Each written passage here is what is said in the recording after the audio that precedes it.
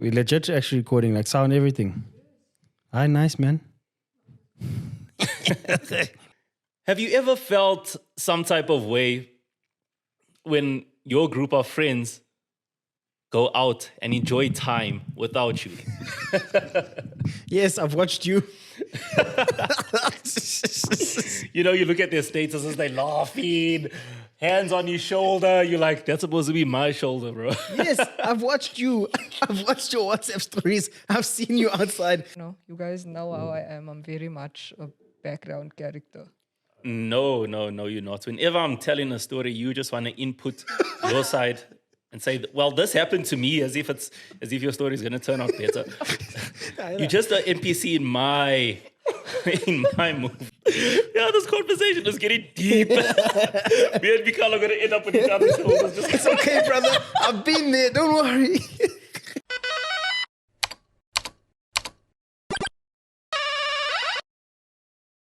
We legit actually recording, like sound, everything. Hi, nice, man. Welcome back, guys. Welcome to CTRL ALT Adulting, the show where we talk about everything and anything that has to do with us millennial babies, us 90s babies, and you know, us who are in our 30s and above. Like we said in the last episode, things are hurting. Brent said his knee's out of whack. You still never went to the doctor. I don't understand what's happening with this man. He's just, I don't know. Everything's just happening to him at once. But with that being said, brother, how are you? Bro, I've just learned that I've been TMI-ing in the last 2 episodes. So I'm going to try keep it surface level for now. You're trying to keep it reserved. Yeah. But thank you for the subscribes. If you haven't already, please subscribe. Comment during the video. Anything you find interesting, let us know. Also, watch till the end. We know some of you aren't watching, right? you guys are, like, we're posting these shorts. You're subscribing. You're watching them. Our watch time is up, but then you watch 2 minutes in and you dip. So we're not only funny for 2 minutes. We're actually quite funny people. Shorts are the one, though. I love watching shorts. Also, I know it's hard to stay for a whole hour watching a podcast. I don't know if it's just me. You guys can do that, right? Yeah, but I watch podcasts religiously, like every day, like different ones. Yeah, I have no experience in watching podcasts, so I don't know the ins and outs. But with that being said, today Megan gave us a juicy one. It's basically called main character syndrome. So, and soft life decisions, right? So, or delusions. So I think I'm going to take us into this. Main character syndrome. Yeah, like in an anime, in a movie. So what is like, have you ever had it, firstly? And then, or have you ever felt like looking at someone like, you're not the main character, bro. Like, this isn't your movie. This isn't your story. Or even besides that, have you seen this new thing of, what do they call it? Aura farming. No. Cool. Aura farming. Yeah, we'll touch on that. Okay. So aura farming is basically like you over, like, I know that the Gen Zs are going to rip me for this one, but they're going to be like, this boomer asshole just trying to explain things to us. But it's like where you kind of overcompensate. So you're overconfident. You'll walk past someone and be like, thank you for the compliment. They didn't compliment you. So like you're aura farming. Like you're trying to get that like recognition that you're someone, but you're not. And I think that ties into main character syndrome and delusions of being main character. So I think I'm going to start off by asking you, number one, have you had that moment where you felt like you're the main character? And number two, if you haven't, have you seen someone where you've looked at them and been like, nah, this isn't your movie. Like you're not the action hero. You're not the superpowered one. Yeah. When you mention main character, so what I understand by main character syndrome is you think you're the main character in your own show and everyone else is just NPCs or whatever. Yes, 100%. Yes, that has happened to me. Have you ever felt some type of way when your group of friends go out and enjoy time without you? Yes, I've watched you. You know, you look at their statuses, they laughing, hands on your shoulder. You're like, that's supposed to be my shoulder, bro. Yes, I've watched you. I've watched your WhatsApp stories. I've seen you outside. Let me tell you, I saw you go for coffee the other day. And I saw your story and I was like, yo, man, am I just an NPC in this man's story? Do I not belong here? Are we not that tight as friends? But yeah, that's the one event I can think of. bunch of friends go out without you, Yeah. posting on their statuses, and you're just watching their status and you're thinking, that should have been me. How are they having that much fun without me? And then you post on your status something vague like, Must be nice. no, something deep like betrayal is a form of flattery. You know, something not directed at them, but it's directed at them, you know. You basically like those people on Instagram will post a picture that has nothing to do with what's actually happening in their life, but the caption will be way too deep for it. Some people dim your light to shine brighter. As long as you're not putting what's behind it. Yeah. Then you're good. What about you? Have you ever had a main Main character syndrome. Main character syndrome moment? 100%. I will tell you full on, there's been times I thought I was the action hero in my own movie and there were NPCs around me and they were just in my world. Whatever. So, like when I used to play sports, I remember I used to go to training and stuff like that. And then you're seeing all these people in traffic or like at the shops or wherever, or they're walking past on the road. And then you look at them and be like, I wonder what Johnny's doing. What's he doing with his life? Or where's she going? Why is she such in a rush? Life is perfect. Like, I'm going to training, everything's good. Like, why is she hooting at me? Why is she cutting me off? Like, what's actually happening? You're an NPC, bro. Just go. Yeah, just do your thing. If you're going to be late for work, You're you're just a late character already. in my story. You're just a character. Exactly. But like I said, besides that, I've watched you do something and be like, that's nice. I wish I was there. But let me ask you, they can't see you, but give us a snippet since you are the one who gave us this. Have you ever had that in your life, or have you ever watched it and been like, this isn't your story, bro. You're just an NPC? I think I watch it a lot of the time. I don't think I've experienced it myself. I don't know. You guys know how I am. I'm very much a background character. No, you're not. Whenever I'm telling a story, you just want to input your side and say, well, this happened to me, as if your story is going to turn out better. You're just an NPC in my movie. I had a bad thought about a comment you made in the first one. What? I'm just thinking about she's just cutting you off and she's like, Autobots. Assemble. You're there for entertainment in my story. That's how I see it. Point and case, though. Why the what? Point and case. I'm not the main character. I'm like the funny background character. Right, that's true. In my story, though. So all of you are in my story. I don't think you guys understand that. But that's kind of the point, though. Like, you're the main character of your own story. Like, No, no one is the main character of your story. Yeah, but that's the thing. We are all main characters in our lives. Because do you guys remember watching the Lego movie? I've never watched it, no. Okay, but for everyone at home, you've also never watched it. You know me in movies. Yeah, you're bad. I can't be speaking about Star Wars, Harry Potter. I don't know. You had no childhood. I can't stand those Lego movies, though. Like, I've seen snippets and it's just not something I would watch. So like I think you Lego might be toys. ending a friendship over Brent. Role playing. So, okay, but back to the Lego. Okay. So, the whole concept of the movie is like, oh, did you see Free Guy, actually? No. Wow, you guys are bad. These are just going to go all of your heads. But the people at home, I'm sure they've watched it, right? So the concept of the Lego movie is there's this random Lego dude who goes about his life. He goes to work. He does like his job. He wakes up, has his breakfast, whatever, like that. And when you mention that we're all our own main character in our story, that's what I imagine. Like, you get up, you brush your teeth, you make your coffee in the morning, you watch social media, whatever. And in that instance, everything around you is just like a character in your movie. 100%, yeah. No, you are the main character in your life. That's it. You are the main character in your life. Period. So there's no such thing as main character syndrome, man. Because you are the main character in your life. No. I'll go back to the second part of the question. I've also stood there, watched people and gone, you see now, you might think it, but this isn't your movie. Like, it really isn't your movie. Like, some of those ones around you, it's their movie. You're just the backup character. You're there for comic relief. Sometimes it's your story. They there for the entertainment around you. You know, it's still your story. You just observing. Okay, so let me ask this then. What about those, so if it's everyone's main character, right? And everyone is in their life the main character. What about like the extremely introverted people? Like, there's at least one colored gent, going to a party, two-stepping against the wall with his drink, not saying a word to no one, smoking pipe.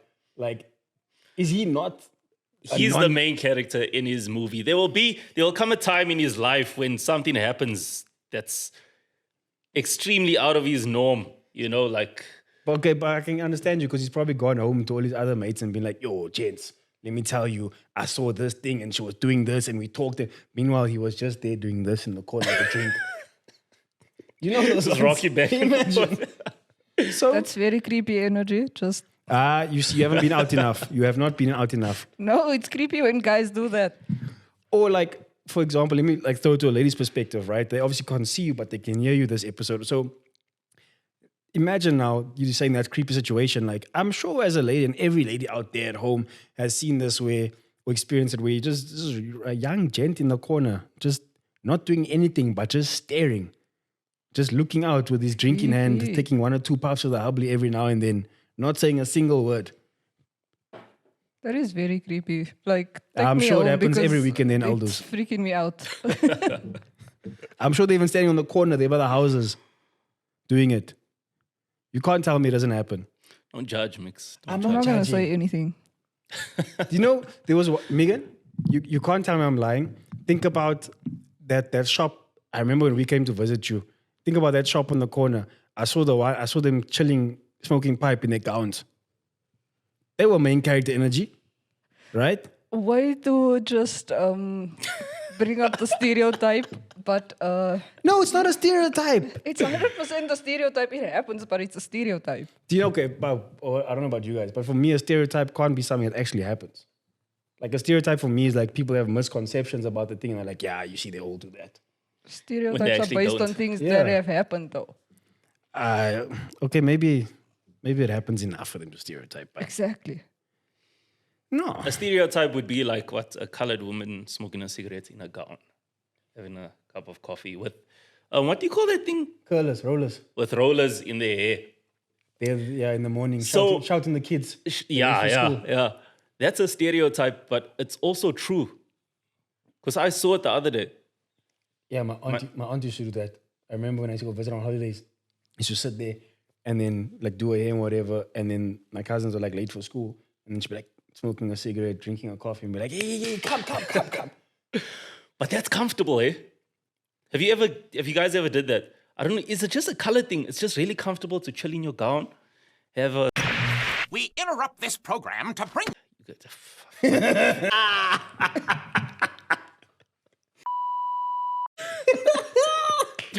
No, they look really comfortable with their gowns and their cigarettes. Look. So you don't wear a gown when you at home? No, I wear a gown. I just told you I wear a gown and I smoke a pipe. Okay, but for me, the thing is, it's comfortable. I do it. I make my So coffee. it's a stereotype, but it's true as well, is what I'm trying to say. Okay. So stereotypes are true, in a sense. Okay, true. But not every person of color has their car dropped and scraping speed bumps. You don't. That's true.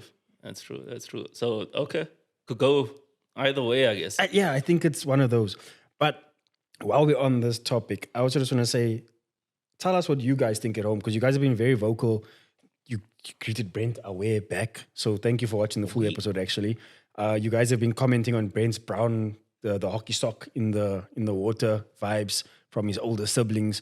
You guys have been giving a lot of feedback and we like it. Like, it makes a lot of sense for us to feed off that and to actually continue and get this thing rolling. So tell us what you guys think about, are you the main character? Or have you watched someone who you think is the main character but actually isn't, like me with my analogy? Or are you guys just an NPC in the background? Tell us your stories. We want to know it. If you're an introvert, we want to know, do you feel like the main character, even though you're not out there? Like, I'd really love to know what's going on in your head in the corner. Like, tell me. Because I'm also, like, I won't lie, there's certain times when I'm in a group of people where with you guys, I'm extrovert and I can talk to you guys, but there's sometimes when I go to, like, random places and I'm the one in the corner. Yeah. Just like, Yeah, smoking a pipe and looking at You get some me? chick. Yeah. No. You see now. No, not the last part. Yes, smoking a pipe, sitting there talking. Or for example, your wife's 30th birthday. Like I didn't know a lot of the people there. And wherever you went, I would migrate with you, talk to the people, and that's how I get to chat to them. But then when you left, I would just stood there and be like, do you see the game Nobody there? even noticed that, eh? That you were. So you were disconnected, is what you were saying. Not really disconnected, but for me, it's a thing of like, when it's my first time meeting a group of people, like I first need to see if we can get along really before I'm myself. Yeah. So like we'll have the conversation, but like I also say some outlandish things most of the time. Yeah. So I don't necessarily. I think most introverts are like that, eh? They, when they're around people they don't know, or in a public setting, they seem introvert. But put in introverts with their best friend, I think they're loud. They're loud AF. Probably because I'm like that. Yeah, that's you. That's basically you. Exactly. Okay, and then I retract my statement. I don't think they. Oh no, actually, tell us. Like Brent said, tell us. So I want to kind of move on to the next one, right? Which is we're gonna get onto a topic about the whole thing going on with the South Africans going to the States. But before we get into that, like we spoke a little bit in the first episode about not trying to compare yourself to your older siblings or your older family members, your parents like that, like because life was different back then. We even spoke about is water expensive in the last episode, right?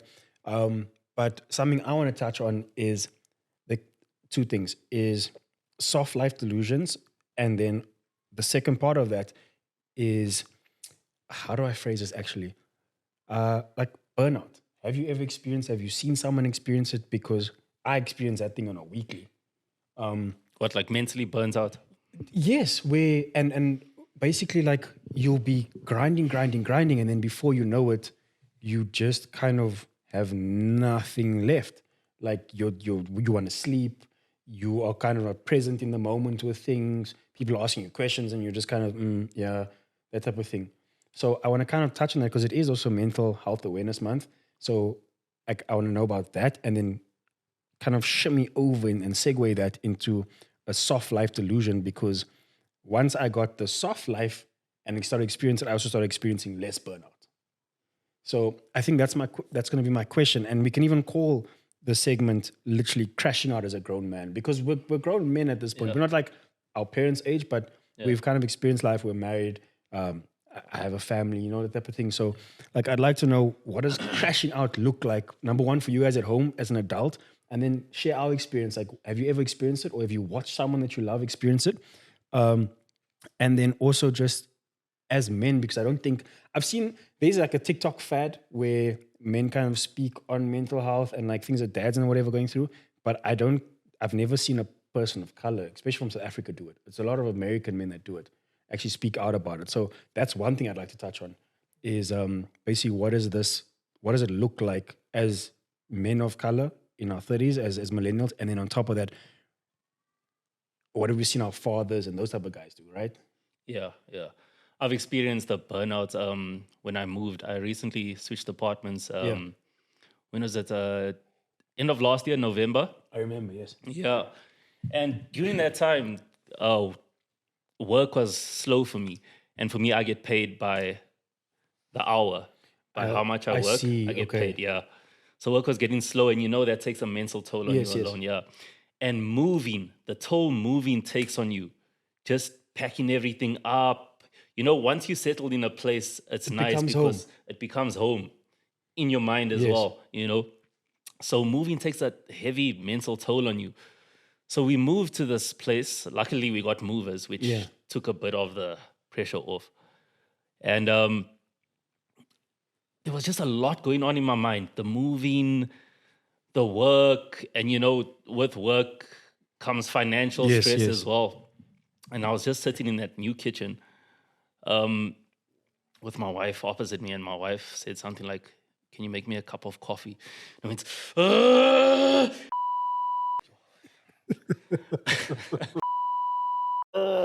there was a box of dishes on the table because we were moving. A box of dishes, I just threw the box of dishes on the floor. And I realized that, oh shit, that it wasn't that deep, you know. It It's wasn't just- about the cup of coffee. Exactly. It's just because everything has been building up in Yes. my mind. I had to do something to let it out. And that was me letting it out. I threw it, but immediately after, just apologized to my wife. Yeah, You yeah. understand the mental state I'm in right now. Also, like, I want to touch on that. You mentioned the hour thing, right?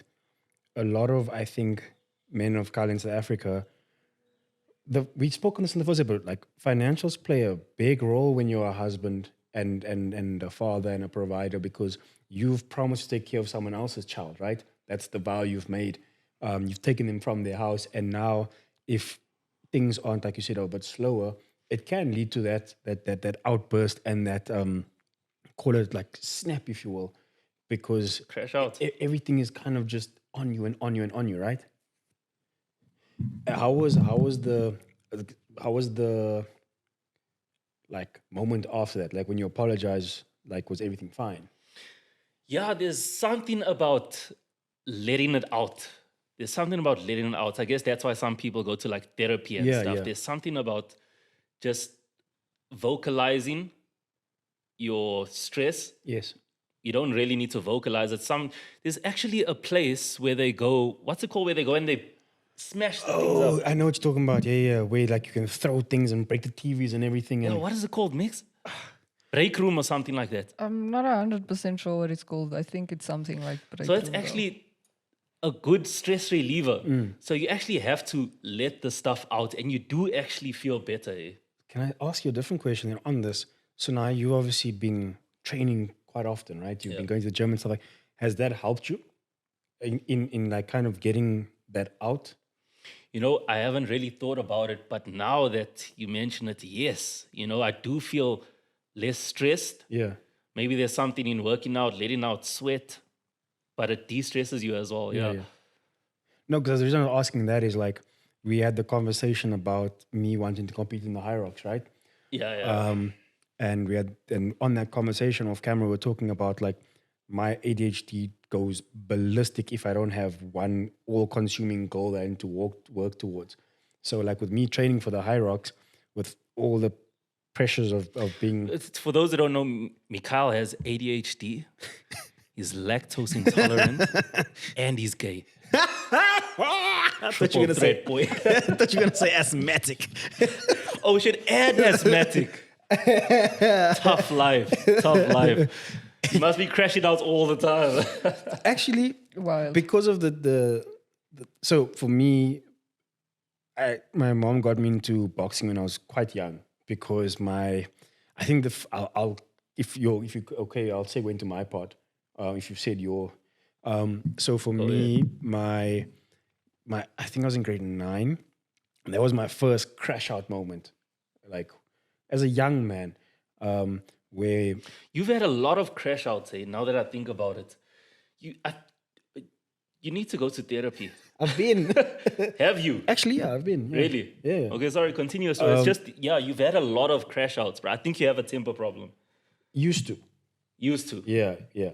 So that's why my mom sent me to the boxing when I was 15, because my granddad passed, and within like 3 weeks, my grandma passed. And as a kid that's close to them, I didn't know how to handle that. And at the time, I was trying to earn my first pro contract, as like building towards a 16-year-old, like getting signed early to a franchise or federation for rugby. So in my head, I was like, because I'll go on a tangent, because while everyone else was going partying, doing all these things as teenagers, in my head, it was don't drink, don't do anything. You need to, when everyone else is doing this, you need to be working out. When everyone else is doing this, you need to be on the field, training, range, no, whatever. So Were you playing professionally?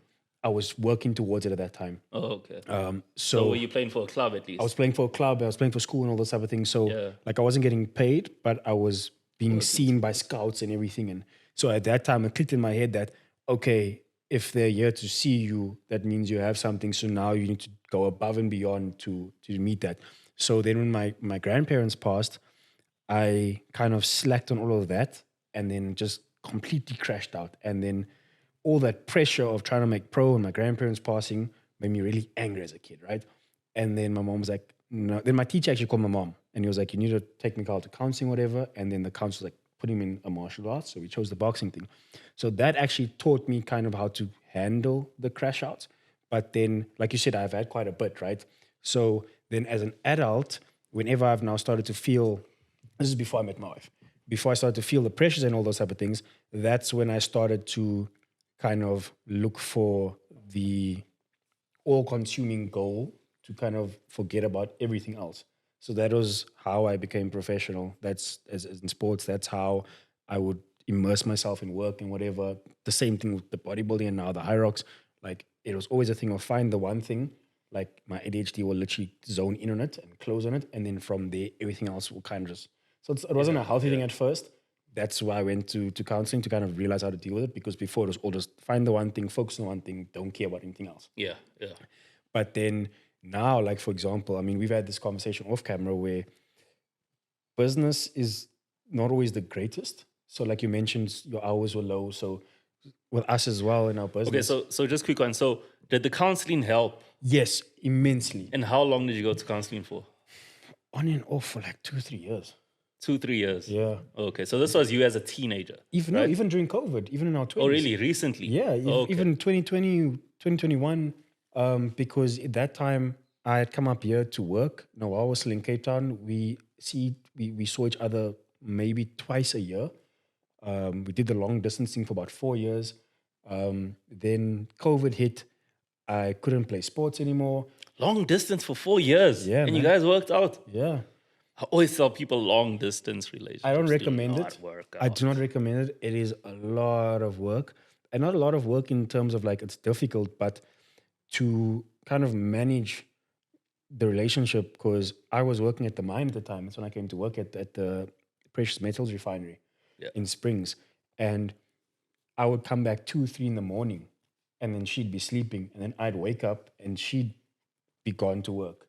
So finding that fine balance or good balance, let me put it that way, of you always need to, so like for example, you're not going out with friends on the weekend because that's your time to make for your significant other. So those are the type of sacrifices you make almost. So today, what do you do to deal with your crash outs? I'll go hit the bag. That's still a method that's helped me since I was a kid. Go hit the bag, go through my combos and stuff like that. Like, I stopped boxing a while ago, but I'll do that. And then the other thing is I'll generally chat to my wife about how I'm feeling. Like that is one thing, because my other thing that I do is I don't actually like have an outburst. I go inward. So I go quiet. I won't be present. You'll speak to me and I'll just be in my own world. Yeah. I'll get lost in gaming or doing whatever. Yeah. No, it's fine. Have the moment you guys need to have. Do your therapy. Yeah, this conversation is getting deep. Me and Michyle are going to end up with each other's shoulders. It's okay, brother. I've been there. Don't worry. Do y'all need to hug now? No, it's No, we good. That We good. young smoke a pipe. moment. We good. So no, it's tough. So for men especially, men have this huge weight on their shoulders to be a provider, to be a protector, and that's not always the case. Just take some time for yourself. If you crash out, find a way to let that out. Safely. Safely, of course, I've lost some friends who didn't do it safely. Yes, no, of course, 100%. Same here. It's not your fault. It's not your fault. Just find a way to let it out and you'll just feel better. Also, don't live in the past. Don't live in the future. Just live in the moment. Be present. Sadness comes when you try to hold on to something that was meant to pass. That's when sadness comes, and with sadness comes depression and all these other stresses. So find a way to let it out. For me, recently I found out it's doing physical activity and gaming. I love gaming. What's it for you, Mix? You said it's the gaming. Same thing as well. Gaming and what the else? physical activity, but also the one thing for me now that, or it's always been, but I just haven't done it in a while, is art. So digital drawing, stuff like that. Gay stuff. No, He's like drawing art. but I'm playing. that's the other thing for But me. digital stuff, eh? Yeah, so Well, like, whatever you into, I guess. yeah, so like for me, it's like I've always loved anime and superheroes and things like that. So it'll basically like for me it was, I don't remember when we were in primary school, I used to do the 50 cents the drawing for the Dragon Ball Z things in my flip file. Like I used to sell it 50 Yes. cents. Oh, snap. Yeah. I remember that. And you were good at that, eh? So like I just, Did you do art in high school?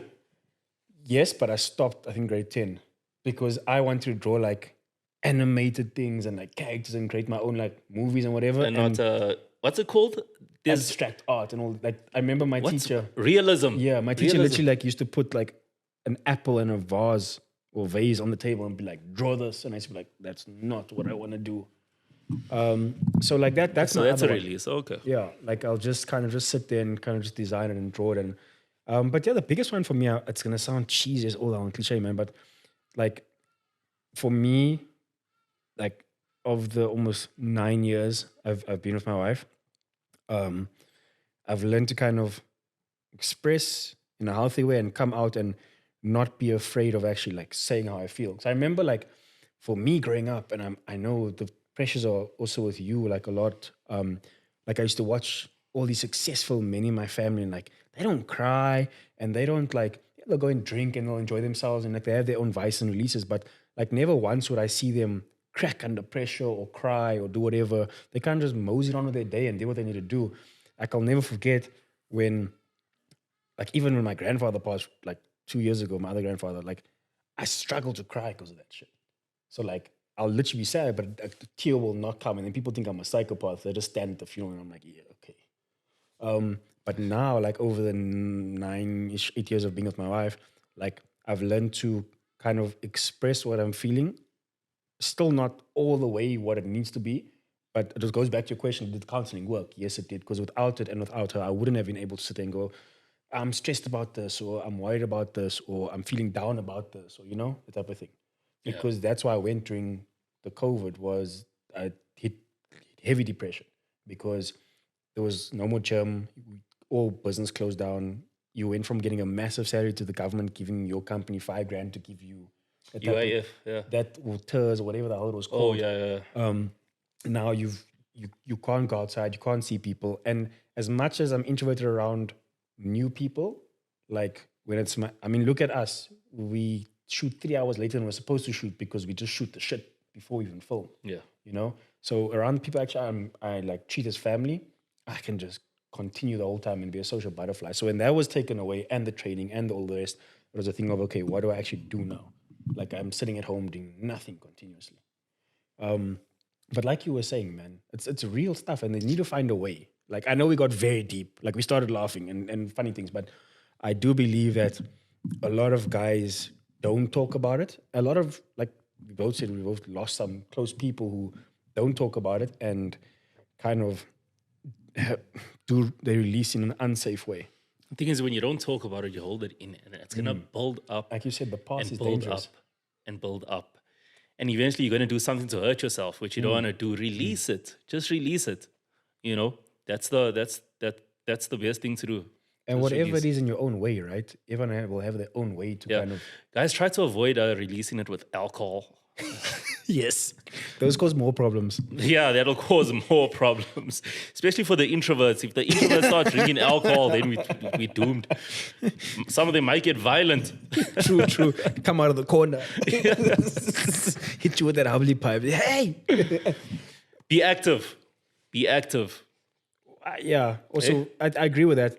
And everyone will have their own version. Like we have a friend, Noah and I, who he loves football, but all of a sudden his whole like life has become about running. Like he went from just running to train for football, but now like he posts his Strava workout every day because he posts like a lot of memes and stuff online on social media. Now his memes have shifted from like the things we all like live around and like social culture, pop culture, to running memes. It's become his entire like new way of life. But literally, I've never seen the man happier. Like he literally just is a whole new person. So that's what I'm saying. Like I think everyone will great find thing their, it is. you know, one or two things. Yeah. So You know what does it for you. You know what does it for you. Just do it more often. But the main thing, I think, like you said, counseling, just talking about it. Maybe you have a friend, maybe you have a girlfriend or the wife. Just talk about it. also just let it out. Don't be afraid to speak to your friends, like your true friends, though, not like acquaintances and people who like make fun of you, but like your actual true friends who will sit down and listen. Hey, the to ones you that make fun of you are the closest there. I know, but I'm talking about like not the good make fun. I'm talking about like the ones who will like hold your shit against you, Okay. like for talking about your feelings and then Behind your back. behind your back and tell someone that you're going through this and you're doing this and whatever. Like talk to the ones who will talk shit to your face because they actually care about you. Those are the purest forms. Yeah. Like he calls me gay 4 times in this podcast, but I'll still tell him Michael's not gay. He's not actually gay. he has a wife and child. Someone's in the comments, that's never stopped people before. But yeah, like genuine note, like speak Get to crucified. Fam. but no, speak to the ones that are close to you because not everyone can afford therapy. I was lucky enough to be able to, and when I couldn't, I also had friends who studied in varsity who helped me out. But if you don't have those, everyone has that one person in life. It can be an uncle, or aunt, a family member, even if it's your partner. Like, if you come from that space, speak to them. But I'd like to segue into, we mentioned like delusions of grandeur and like living that soft life, and does it make you delusional? And the reason I want to kind of ask that, right, is we spoke about in the last episode, you kind of just go ahead with what your wife does, right? Yeah. But I know a couple of guys who take it levels and above beyond my routine, who that becomes their identity, and they kind of lose themselves in it and kind of become a bit down when people don't recognize it about them. So it becomes a delusion, right? So like I know guys that will lose their mind if they get a pimple. Nah, I'm dead serious. Like it's funny, but Okay, so what do you mean soft life? so like we spoke about the last episode, like taking care of yourself. Like for some gents, it's even shaving the hair, going to the barber, cutting your nails. Like that's the soft life. So you're saying what is soft life a product of? Oh, like has it led? Have you seen it lead to delusions with some people? Like I'm saying, for me, I've seen gents that use thousands and thousands of rands worth of skincare, and when they get one pimple, they refuse to go outside. Like it's become a delusion that the world sees me as this type of person, and if I'm gonna go outside, everyone's gonna lose respect for me, and no one's gonna take me seriously, and or they think Anxiety. yeah, like You know what I've noticed with not with us 90s kids really, but with Gen Z. If they grow up having a soft life, they turn out. If you ever become rich and you ever have a son, do not show him that you have money. Do not show him. Make sure you do everything to make him think that you're poor. Do you know what I want to do? And it's a conversation I've had with Noel countless times. Is I want Baba to grow up, and if we have another child, to grow up not wanting for things, but understanding the value. So like how our parents raised us. So obviously our parents never had when we were younger, and we kind of grew up, they started growing and their businesses grew. And so then we started having access to certain things, right? So I want to kind of keep the same narrative or values whereby I can get it for you. However, you need to understand what is the value of it, because there's some kids who will never get it. So I agree with you on that point. Like, I never want my kids to just be like, oh no, daddy's gonna buy it because daddy's rich. Like, if I ever become rich, that must never be the case. The case or the attitude. Like, they need to understand, like, what am I doing to earn this? Because that's how the real world works. Yeah. If my actions don't warrant me getting it, like, I mean, look at what's his name, Warren Buffett. I might, correct me if I'm wrong, people at home. I think he's not leaving much, or if anything, to his kids. Really? Yeah. That's stingy. Like one of the top 10 richest people in the world. Yeah. So correct me if I'm wrong, people at home, but this, I was reading an article, maybe the article's also bogus, but where they were saying like he's not going to leave the entire like wealth to them. Like he's going to maybe leave a portion and they need to make that work, but which is still What is he going to do with the rest of it? Charity and things like that. He's literally going to give the rest of it away. Aren't you thinking about Bill Gates? Bill Gates, sorry. Bill Gates. Yeah, Bill Gates, yeah. Same thing though. He's going to give the rest of it away, the poor Yeah, children. to the foundations and things like that. But also, think about it, he's not leaving them 20 rand, he's leaving them millions. Yeah. Even 20% is a lot of money. Thanks for the correction, because it's Bill Gates, not worry. It's both of them, actually. It's both of them, no? Yeah. Okay, bet. Yeah, I was right. But that got me thinking, like, on your point, like, those kids probably grew up so entitled that they thought, look, I'll change the subject, man. Look at 50 Cent. His kid asked him for money every month, and he's like, "Go get a job. I give you maintenance money." Yes. I've seen that. Yeah. He's supposed to be paying like how much in? Hundreds of thousands, and then he's like, "Nah, man, it's gonna cost like 50K to like do this lavish lifestyle you want. You're getting 50K." Yeah. He's on the right track. Yeah. He is, because my thing is, Now the soft life will make you delusional for sure. yeah, because if I just think about it, like there's times when I remember, like when my parents kind of started doing better and like we got more fortunate, where I just be like, yeah, man, I'm just gonna ask them. Like if I'm in trouble, I'm just gonna ask them.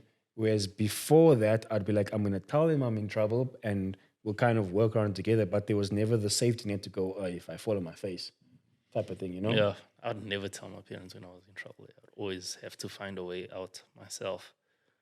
Mostly because I was scared of getting a hiding or whatever, you know. But No, I'm talking about financial trouble. financial trouble, Yeah. yeah. Same thing, actually. Eh? I've never actually told my mother. Look at him, he's fact checking himself. He's like, Okay, I'll skip that story. Let's move on. So asking your parents for financial help. Not even help, but like going to them and telling them, like, this is the situation. I'm gonna be stuck in the shit. Like, I'm just letting you guys know so that you don't kind of wonder, like, why I'm just moping around or like why I'm not my usual happy self, type of thing. So, like, for example, I remember there was a time when I needed to pay something, but I had a double debit on my account that I just completely forgot about. And I debited it, and then I couldn't. Oh, it's medical aid. I couldn't pay for my medical aid. And I was like, hey, man, I'm going to be without medical aid this month. I'm just letting you guys know, like, because they were like, why are you so stressed? Why are you? And I was like, this is the case. Luckily, fortunately enough, they helped me. But, like, I also had the fear of, in my big age, of in my 20s, I'm going to get a hiding because why am I not responsible? Yeah. But, yeah. Hey, no, it's careful to watch out for your debit orders. Before they go off, you need to calculate. You need to see how much you have in your account and how much the debit orders are going to take out of your account, because you don't want to end up at the store with a bag of groceries and swipe it and say, sorry, your card failed. Literally, I've got into the habit now, like the last 5 or 6 years. The moment I see the total, I go into my bank, I check shop, and I tap. Then only you tap, yeah. And there's other times where I know I have a debit that's pending, and I'm like, I can't afford the groceries and the debit, so I'll move that money to my savings. Yeah. I know I can only spend, like, for example, 800 Rand groceries this week.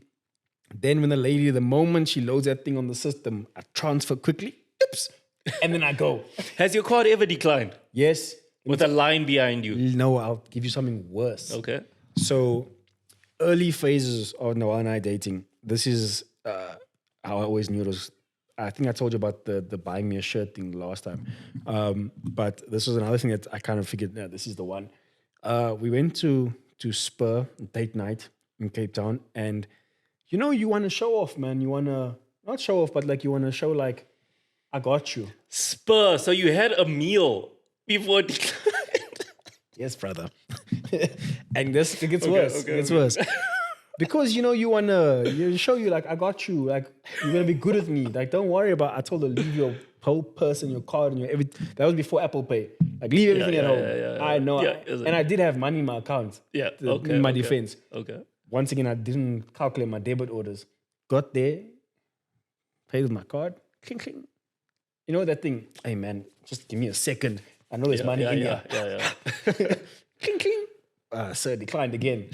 I looked at her. She looked at me. She burst out laughing. Really? Burst out laughing. And in my head, I'm like, You guys just ate. Yeah.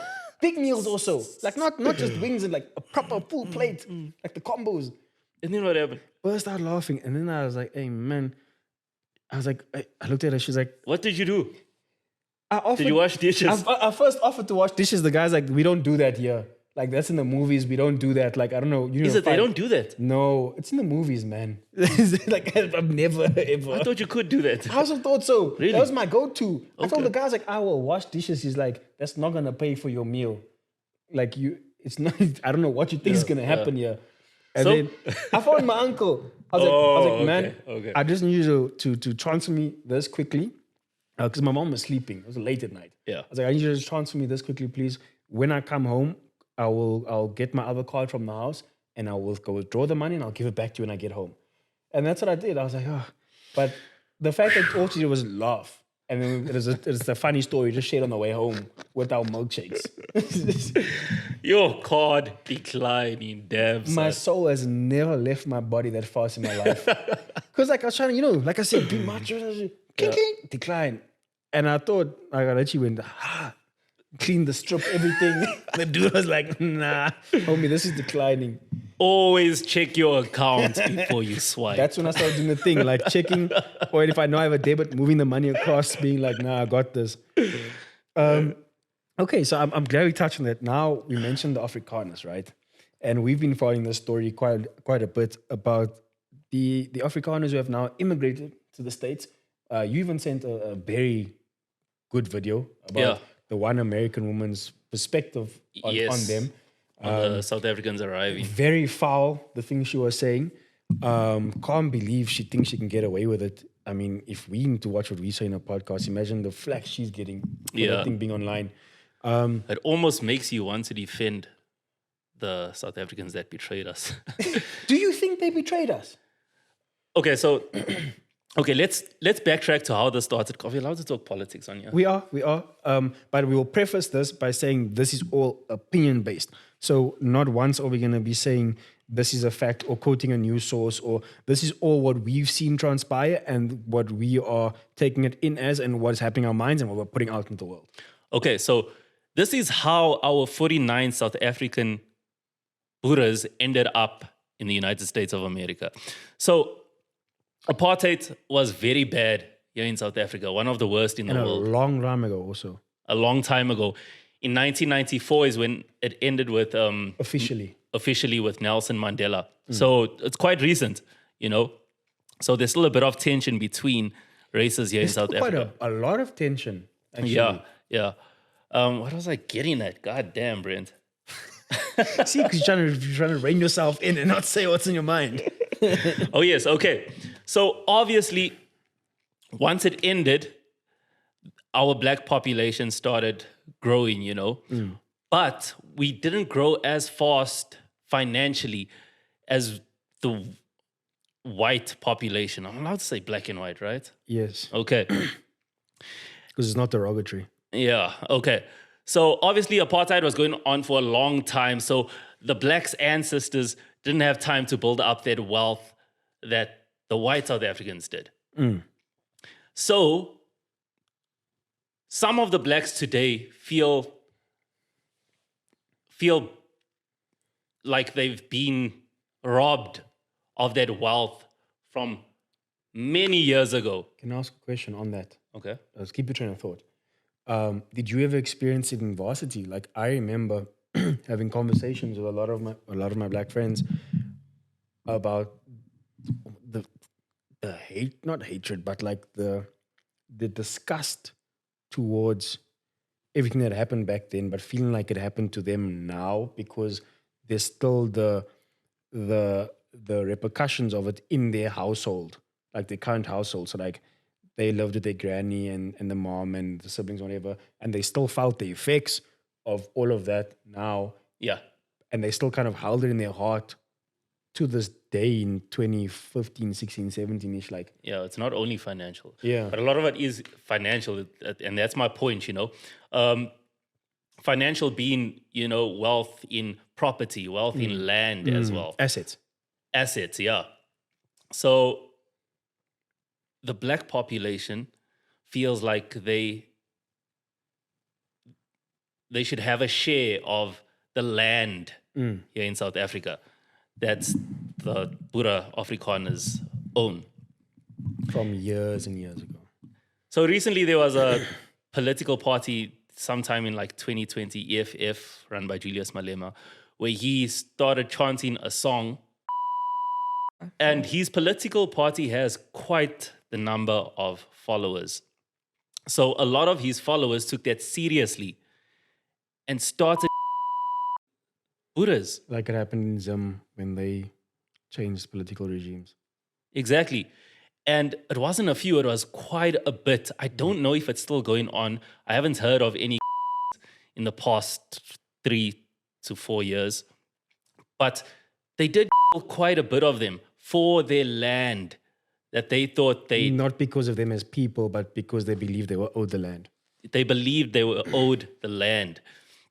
So that's where this whole commotion came from. And then there was I think, correct me if I'm wrong, there was a proposed bill or act that was going to take the land and give it to the previously disadvantaged. The Land Expropriation Act. Yeah. And then that's when the whole, I'm jumping steps here, but that's when the whole thing with Trump kind of went. I remember, I'm going to paraphrase. Yes, his so speech. recently, we had that act of the land expropriation very recently in the past year. I think it was actually in the beginning of the year, right?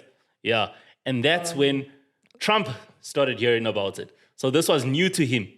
And Trump was going on about the killing the whites in South Africa. It's genocide and stuff like that. And that's how our 49 Afrikaners ended up in the United States under a refugee status, which is probably false because they're not refugees. They can easily walk around anywhere here in South Africa and be fine. They can walk around our malls.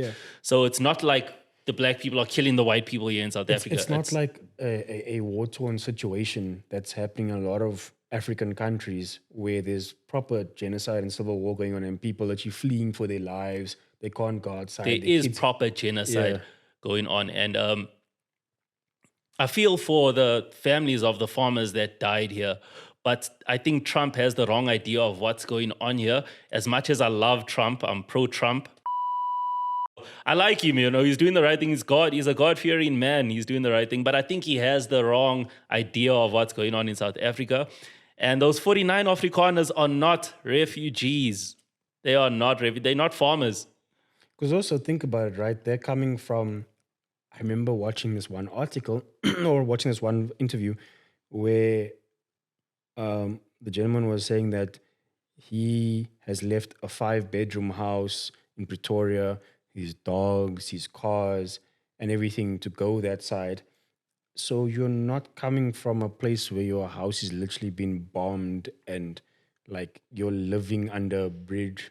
You're coming from, I try to feel for all people, right? And try to understand everything and anything that anyone's going through. But it's not like you can't go outside and see just a normal white South African walking around the mall or, I mean, let's be honest, like not once in school did I ever see any of us making like a white person feel out of place in our friends groups. So it's not like... We didn't even see them as white. It was just a We friend. saw them as a peer, So it's not like there was that segregation to then lead up to all of this. Yeah. It's all about that land grab. Yeah. They feel they are owed the land. So now this is getting quite deep. Let me bring a humorous touch to it. Okay.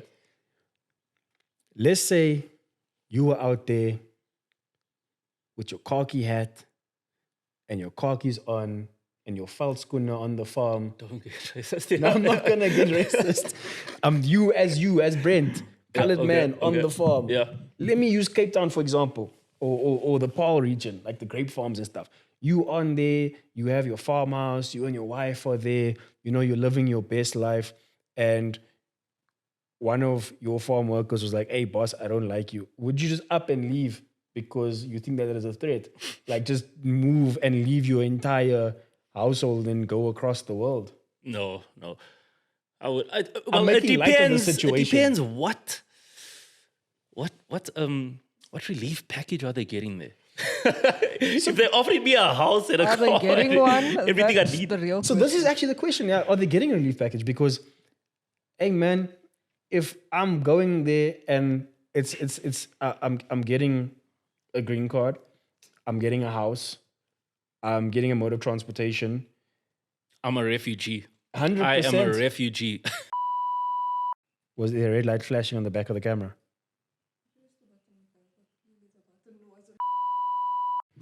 Okay, yeah, so I have a question regarding this whole thing, right? Okay. Like, they were promised this package, but how do they know that, like, this package is actually going to be worth uprooting your life? Because, like, you live in a lifestyle that you used to over here, and when you guess- get over there, is it going to be what you left or worse or Maybe they better? think it's going to be like the movies. Maybe. I was about to say it very crude, like extremely crudely. Excuse my French. I think they're fucking around and finding out. Yeah.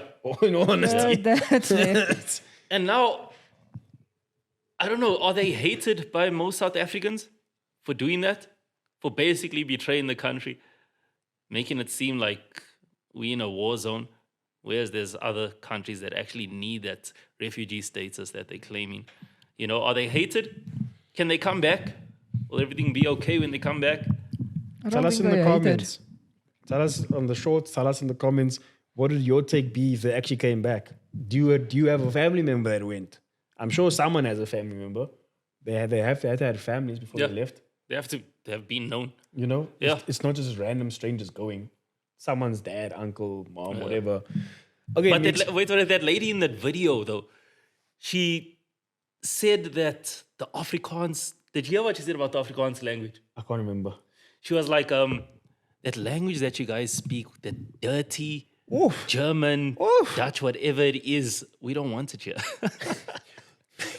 That's what I'm saying. It makes you want to I defend remember that. these people. True. It makes you want to defend them, but Yeah. also Afrikaans is not dirty, guys. It's beautiful, man. it's funny also. There's so much, it's guttural, man. There's emotion in it. Exactly. You know, And there's also joy. Like I've seen Afrikaners speak to each other and you can see the joy on their faces. yeah. And like I've also seen, I remember like being in a dorpie, like an Afrikaans dorpie, like when we used to travel to Cape Town, like doing the whole scenic route, whatever. Being in an Afrikaans dorpie and them asking if I understand Afrikaans and then me replying in Afrikaans and seeing the joy on their face because I can communicate. So like, So yeah, they made a mistake. They made a mistake going to the States, I think. Eh? Okay, but like, here's a plot twist, right? So Afrikaans people generally don't like speaking English, and American people don't like people that don't speak English. their version of English. Yes. So No, What it is, must it's two happen different now? Englishes. Literally English US and English. Yeah. it's not the same one. Yeah, but look, I think they've obviously made their choice. I think they will, for lack of better words, fuck around, find out, and see what happens that side. I think we can go blue in the face trying to understand it, trying to debate it, trying to say if they were right or wrong. However, I think it's the same, in my opinion, for everyone in this world. No one's walked a mile in your shoe. No one understands what you're going through, and to each their own, man. They must go and they went on a footstoots. They're gonna see what happens that side. We wish them well, though. Yeah. We don't wish bad on them. We wish No. them well, though. Let's hope they got good relief packages. You know, maybe it's like a retirement package. They took the Provident Fund basically in America. No, You never know. never know. So with that being said, Migs, I think let us move on along because last week you came with a very audacious question asking about us and morals and will we let other men feed our wives cherries. So I'm very... I mean, that was very entertaining. I It think. was, but I'm very keen to see what you have or hear what you have for us this week. Okay, I think this one isn't as out there. You say that now. Okay, so going back to the whole soft life thing, right? Okay. The question is, if your soft life had a soundtrack, what would it be? Yo.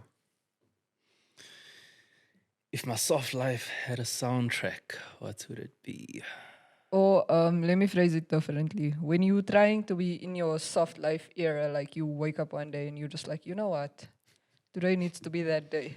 Okay, let me check my playlist. Give me a second. was about to Just say, give me a let me go to second. my Just give me a playlist. second.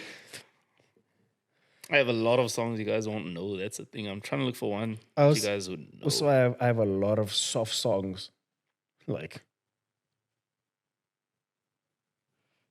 Okay, just Ooh, a young disclaimer, please Baba's don't play the song. bedtime song. Benson Boone. Benson Boone. This jam. Obviously, I won't play the full thing. Yeah, you only have 10 seconds.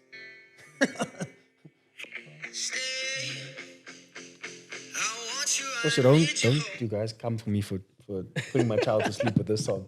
These beautiful things that I've done. Out there booming. And she falls asleep, huh? Like she actually. And I know I don't sing good. So I don't know what it is. But yeah, that's me. No hip hop, no nothing. That jam does it for me. So last week, a lot of people on my own personal inbox were making fun of me for, not making fun, but just kind of jesting at me for my Adele renditions. So I'm gonna take this. I legit, I fucks with Adele heavy. Like I love the personality, I love the music, I love the voice. Same. Adele goes in. So this is my, like, if I'm, like literally this was me and Baba the entire week. Like, just let me fast forward. 100%. Out there, face mask. This is just me. All I ask is if Big old Michyle. this is my last. What about you, Megs? What's your soundtrack to soft life? I don't know, actually. I'm a piano. Something I'm a piano. I don't listen to Nah, it's gonna be Amapiano, 90s just- R&B or something. It's definitely 90s R&B. Like there's a full playlist. It's not even just one song. So Okay. That's not bad. It's not as scandalous as last week, at least. So yeah, I think I'm trying to be better. Thank you for trying to be a better person. So I think to segue it off with our last segment before we just outro and end this is I actually I was asked this today at a conversation with a friend. What does it mean to you to be successful now that you're 30, and what are the small wins? And besides that, like, what has the last year or two taught you about what to be grateful for and take as a small victory, ways you wouldn't have taken it as a small victory 5 years ago? I play a lot of soccer, right? So Yeah. in a literal sense, a win in soccer, winning a soccer match, that puts you on some high. I'm telling you, it's so, what's the word? Like Euphoric. euphoric. So now let me So ask you literal wins. on that topic, then how do you feel when your team loses? Because they've been doing quite a bit of that lately. Oh, you're talking about... oh, I was talking about... No, I know yourself. But I know me as a grown man, when Liverpool's playing nonsense, I'm having mini heart attacks. No, man, I don't know what's going on with Man United. We're trying something new with Amrin. And hopefully this season was his trial season just to see how our team actually performs. But they've been losing one way. But look, so I don't know if he's going to continue on with the same players or what is the actual mission here, you know? So as a rival supporter, Yeah. I would say I genuinely believe you guys need to stick with him. Because if I, as a football fan in general, like I try and watch as many games as possible, because COVID taught me you're even going to watch that Brighton and Everton game because we didn't have football. So even when I watch you guys play, I watch for the structure to, because as much as we're rivals, like you guys used to, not offend United fans, you guys still are a massive club in England. Yeah. But it's just you're going through a trial phase, and I genuinely believe you guys need to stick with him because if you look at the systems he's put in place, there are things that, when executed well, you guys actually perform well in a football sense. It's not clicking right now. Don't let that fool you because next game we'll do the exact opposite. Okay. The exact opposite. But yeah, when Man United win, that's a win for me as well. Yeah. Puts you on a euphoric level. Finding coins in your couch. I don't know if that still happens. Yes. Does that still happen? Yes. I found a note in the jacket I haven't worn for a year. the Oh, other day. snap. I lost a whole my mind. note. It was 10 rand, but for me, I was like, wow. Yeah. this is going towards the flavor fund. Yeah, it's those they make life worth it. Those small wins make life worth. Even going to the gym, after the gym, you feel like Yeah. I've won, you know. Euphoria. So I think for me it's going to the gym. I also think for me it is things like I'm not defeating the soft life accusations even from last episode. I'm gonna say this, but for me it's things like I got this from my wife. Like when the bedding is clean, it smells nice. Like after we've washed the baby, she smells like drugs, like clean baby. Like you've never when you're a parent, you'll understand it. Like baby sour, even though it's sour, still smells cute. And then when they're clean and they have like all their like you put their lotions or whatever on, yeah, man, it's like it's like a drug. Can't relate. No, you can't. But I'm saying when it's your time, you'll see it.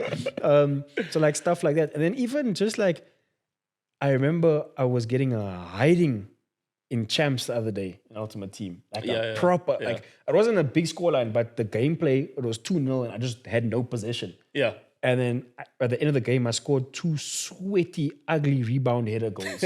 And I threw the control in the air and I was so happy. I was like, yeah, mother. So I hope you guys can relate to that. Your gaming wins are also wins. Yeah, and I don't know about you, but there's times when, for example, like I'm playing against someone who they really should not have put me up against, like as a skill base. Sometimes they mismatch you, eh? And I'm playing against some random kid and I feel bad, so I'm destroying his hopes and dreams. In the week, I hit 20 past the one kid and I felt so bad because normal gamers who play online, play champs and everything, like, you know, when you're building divisions, like, accept the 3-0, quit, brother. Go and play the next game. After you concede 3, it's like an unspoken rule. Just quit. To quit. This kid did not quit. Every goal I scored, I just hit him on the mic. I was like, brother, please just let's end this. I only have 12 games to play. I need Yeah. Did you message him? Yeah, I was like, I made him a friend, even an EA friend afterwards. It's like, my G, I'm so sorry.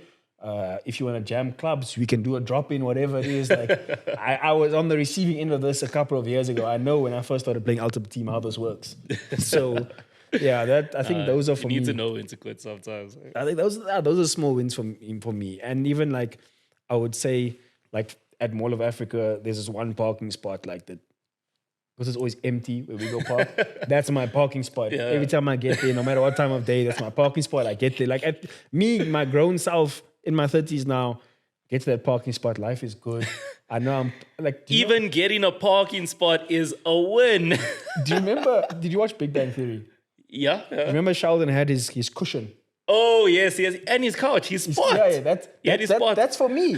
I know, like, the temperature's perfect. Yes. Yeah, like the wind blows just right. I know I'm close enough to the exit and the entrance. I'm not going to get blocked when I leave. If I come with, like, multiple trolleys, no one's going to stop me. I'm not going to wait in the lift or whatever. Yeah. Win. 100 big win.